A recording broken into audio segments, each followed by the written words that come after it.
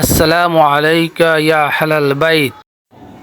এই 2 মিনিটের ভিডিও বদলে দিতে পারে আপনার জীবনের অনেক চিন্তা ভাবনা। এই ভিডিও আপনি দেখবেন কি দেখবেন না সেটা নিতান্তই আপনার ব্যাপার, কিন্তু এই ভিডিওটা যদি আপনি কন্টিনিউ করেন তাহলে আমার কাছে মনে হচ্ছে এই আইডিয়াটা আপনার লাইফের অনেক কিছু চেঞ্জ করে দিতে পারে। আমি যদি আপনাকে প্রশ্ন করি, আপনি নিজের মূল্যটা কমিয়ে ফেলছেন না তো?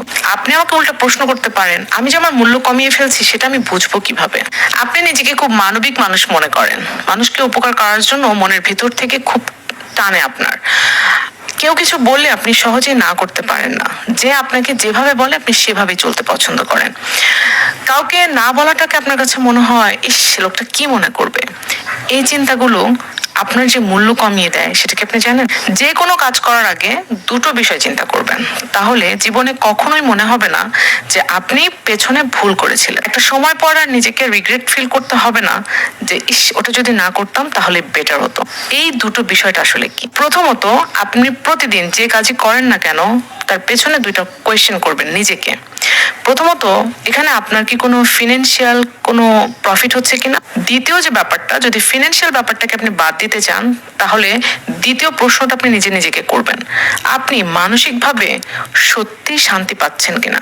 মানসিক শান্তি যদি আপনি পান, সেখানে অর্থনৈতিক ব্যাপারটা আপনাকে বাদ দিতে হবে। আর যদি অর্থনৈতিকভাবে লাভবান হতে চান বা হচ্ছেন এমন বিষয়ে যদি মন নাও টানে, তাও আমার কাছে মনে হয় করা উচিত, কারণ এই অর্থটা একসময় আপনাকে শান্তি এনে দেবে।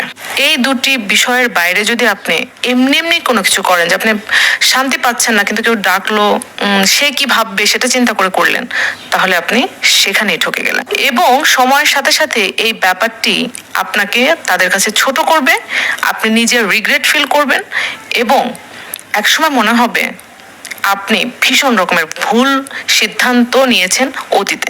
দেখুন, আপনি চাইলে নিজের মূল্য কমিয়ে ফেলতে পারেন। আপনি হয়তো ভাবতেই পারেন মানুষের কাছে মূল্য বাড়ানোরই বাকি আছে।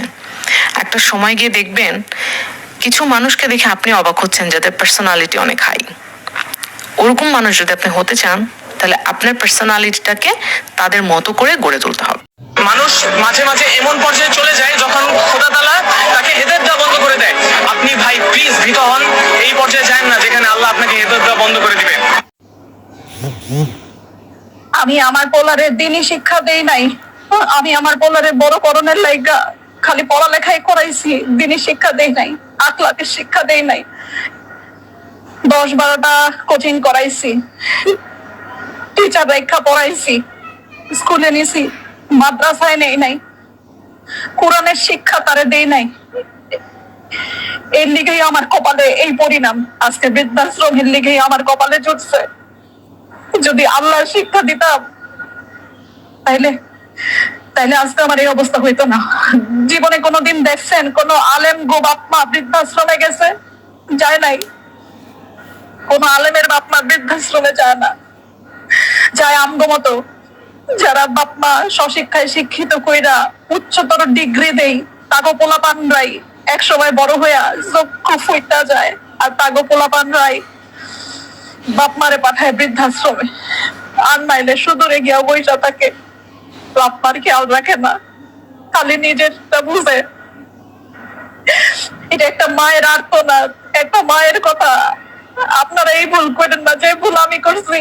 পোলাপানদের দিনে শিক্ষা দিয়েন, পোলাপানদের আল্লাহর রাস্তায় পাঠায়েন, উচ্চ শিক্ষায় শিক্ষিত করেন, কিন্তু ধর্ম শিক্ষা দিয়েন। ধর্ম শিক্ষা না দিলে পোলাপান কোনোদিন বাপ মার মর্যাদা বুঝে না, কোনোদিনও বুঝে না, মনে রাখেন।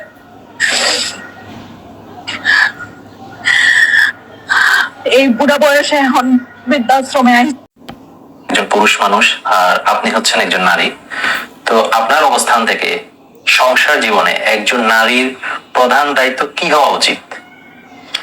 সংসার জীবনে একজন নারীর প্রধান দায়িত্ব কি? একটা সংসারের প্রধানই তো নারী। সেটা কিভাবে? আছে, নারী ছাড়া কি সংসার হবে? কখনোই না। আপনি যখন ছোট বাচ্চা ছিলেন, আপনার যে বাবার সংসার, সেই সংসারটা কিভাবে হলো? আপনার বাবা যখন বিয়ে করলেন, হ্যাঁ, আমার মায়ের মাধ্যমে। আপনার মাই কিন্তু সংসার। আপনাদের সংসারের দিকে তাকান, আপনার মাই কিন্তু সংসার। আবার আপনি যখন বড় হলেন, আপনি যখন বিয়ে করবেন, আপনার কেন আলাদা সংসার হলো? কারণ নারী এসে আপনাকে একটা আলাদা সংসার গিফট করলো। মোরাল অফ দ্য স্টোরি হচ্ছে একটা নারী একটা সংসার, এখন তার প্রধান দায়িত্ব দায়িত্ব কি? হ্যাঁ, এখন আমি একটা কোম্পানির মালিক, আমার দায়িত্ব কি? আমার পুরো কোম্পানিটাকে আমার দেখতে হবে। এখানে যারা আছে তাদেরকে যেমন দেখতে হবে, তাদের দিয়ে আমার কোম্পানিটাকে সাজাতে হবে, তাদেরকেও আমার ভালো রাখতে হবে। দ্যাট মিনস একজন নারীর জীবনে কে থাকে? প্রথমে কে থাকে? একদম শুরুর দিকে কে থাকে? হাজবেন্ড ছাড়া কেউ থাকে না। হাজবেন্ড। আর এর থেকে বেশি কিছু কি থাকে? হাজবেন্ডের সাথে যারা জড়িত, বাবা মা, মানে শ্বশুর শাশুড়ি, একটা মেয়েটা শ্বশুর শাশুড়ি, হাজবেন্ডের ভাই বোন যদি থাকে, ভাই বোন অত গুরুত্বপূর্ণ নয়, কিন্তু তার বাবা মা গুরুত্বপূর্ণ। তার মানে কি, একজন নারী যখন একটা সংসার আসবে, প্রধান দায়িত্ব হচ্ছে স্বামীকে সন্তুষ্ট করা। কারণ সে তো ওই পুরুষের জীবনে আসেই তো পুরুষের কারণে, তাকে ভালো রাখার জন্য। তার সাথে যারা জড়িত তাদেরকেও ভালো রাখা তার দায়িত্বের মধ্যেই পড়ে, তবে ম্যান্ডেটরি না। মানে আপনার ওয়াইফ আপনাকে সেবা যত্ন করবে, কিন্তু আপনার মা বাবাকে সেবা যত্ন করবে কি করবে না, ইসলাম কিন্তু এটাকে বাধ্যতামূলক করে নাই। কিন্তু আপনি যেহেতু বাবা মাকে, আপনি যদি চাকরি করতে বাইরে যান, তাহলে তো আপনি করা সম্ভব না বাবা মার জন্য। তখন সে আপনাকে মানসিক সাপোর্ট যদি দিতে চায়, সেক্ষেত্রে আপনার বাবা মাকে সে নারীটা কিন্তু সেবা যত্ন করবে। তাহলে প্রধান দায়িত্ব হচ্ছে আপনাকে ভালো রাখা। কিন্তু অনেক সময় দেখা যায় এই প্রধান দায়িত্বটা থেকেও নারীরা কিছুটা সরে যায় যখন সংসারটা একটু বড় হয়, বা যখন দেখা যাচ্ছে একটা দুইটা বাচ্চা হলো, সংসারের কিছু ব্যস্ততা বাড়লো বা দায়িত্ব বাড়লো, ওই সময় গিয়ে দেখা যাচ্ছে অনেক নারী তার স্বামীর প্রতি একটু কেয়ারলেস হয়ে যায়। এটা কেন, যদি সেটা তার প্রধান দায়িত্ব হয়ে থাকে? আচ্ছা, এটাই সবচেয়ে নারীর বড় ভুল। এই প্রধান দায়িত্বের মানে আমি পানি না খেলে মারা যাবো, বা আমি অক্সিজেন না পেলে মারা যাবো। এখন আমি অক্সিজেনকে গুরুত্ব দিলাম না, পানিকে গুরুত্ব দিলাম না, আমি দিলাম কোন দিকে?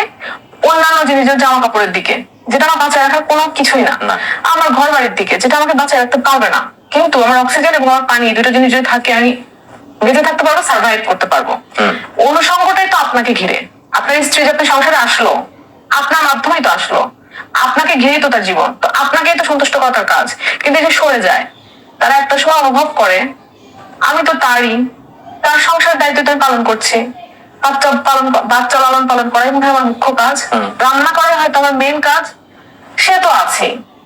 হ্যাঁ, তখন কি হয়, মানে নারী সংসারকে যতটা গুরুত্ব দেয়, কিন্তু সংসার যার কারণে পেলো, একটা সময় গিয়ে তাকে আর গুরুত্ব দেয় না।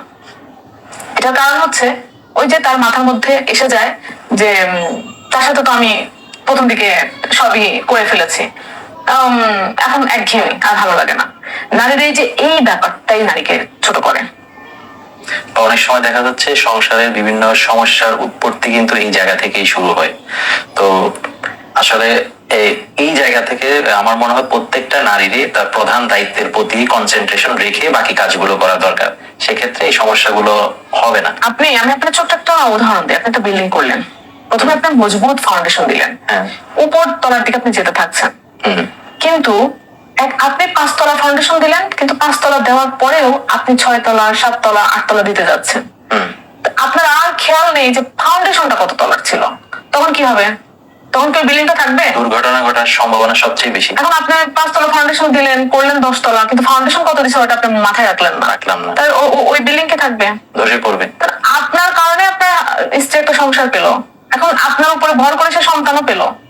এখন সন্তান আর সংসারকে প্রায়োরিটি দিতে গিয়ে সে আপনি যে ফাউন্ডেশনটা ভুলে গেল, সংসার কতদিন থাকবে? সেক্ষেত্রে সমস্যাটা সৃষ্টি হবে এবং দুর্ঘটনা ঘটার সম্ভাবনা থাকে। কোন দিকে যাবে বলেন তো? দুর্ঘটনা যাবে কিন্তু পরকীয়ার দিকে। আপনি তখন অন্য মেয়ের প্রতি আকৃষ্ট হয়ে যাবেন, আমার ওয়াইফ আমাকে এটা দিচ্ছে না, ওটা দিচ্ছে না, কেয়ার করছে না। একটা পুরুষের জীবনে একটা স্ত্রীর কেয়ারিং যে কি পরিমাণ ইম্পর্টেন্ট, সেটা ম্যাক্সিমাম, এখন আমি অনেকের সাথে কথা বলি, আপনি বিশ্বাস করবেন না ভাইয়া, এখন ম্যাক্সিমাম মানুষের একটা আক্ষেপ, আমাকে কেয়ার করেন। আপনি বিবাহিত, আপনিও কিন্তু অনেক ভালো বুঝবেন যে আপনার ওয়াইফ যদি আপনাকে কেয়ার করে, আপনার ওটা কিভাবে আপনাকে সামনের দিকে এগিয়ে যাওয়ার জন্য কাজ করে। আবার যদি কেয়ারিংটা কমিয়ে দেয়, আপনি কিন্তু ঠিকই ওই দিন মানসিক ভাবে খারাপ থাকেন। তার মানে সর্বশেষ এটাই বুঝলাম যে একজন নারীর যত কিছুই জয় কাজই করুক না কেন, কিন্তু তার প্রধান কনসেন্ট্রেশন থাকতে হবে তার হাজবেন্ডের। প্রধান দায়িত্ব হচ্ছে হাজবেন্ডকে ভালো রাখা, আর হাজবেন্ড যখন ভালো থাকবে সবকিছুই ওকে, ভালো থাকবে, উনি নিজেও ভালো থাকবেন, ওনার সংসার, বাচ্চা সবই ভালো থাকবে।